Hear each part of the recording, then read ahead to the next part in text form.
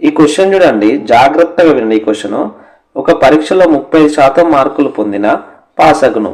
ఒక విద్యార్థి 120 మార్కులు పొంది పాస్ మార్కుల కన్నా 15 తగ్గి ఫెయిల్ అయ్యాడు. ఆ పరీక్ష గరిష్ట మార్కులు ఎన్ని?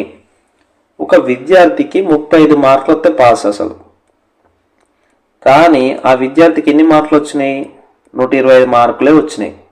ఎన్ని తక్కువ వచ్చినాయి? 15 తగ్గి వచ్చినాయని వాడే చెప్పిండు. సరే, ఇప్పుడు 35% అంటే ఎంత చెప్పు? 35% అంటే 125 ఒక 15, 140గా. మరే గరిష్ట మార్కులు అన్నాడు, 100% ఎన్ని మార్కులు? చూడు, ఎక్కువ బై తక్కువ, 100/35 ఇంటూ 140. క్యాన్సిల్ పోతే క్యాన్సిల్ చేయండి.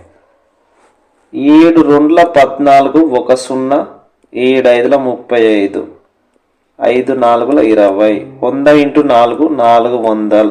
గరిష్ట మార్కులు 400. అయితే ఇలాంటి క్వశ్చన్ మీకు ఒకటి ఇస్తా, దీని ఆన్సర్ కామెంట్ చేయండి. ఒక పరీక్షలో 40% మార్కులు పొందిన పాస్ అగును. ఒక విద్యార్థి 150 మార్కులు పొంది పాస్ మార్కుల కనుక చూడండి 30 అదనంగా పొందాడు. ఆ పరీక్ష గరిష్ట మార్కులు ఎన్ని?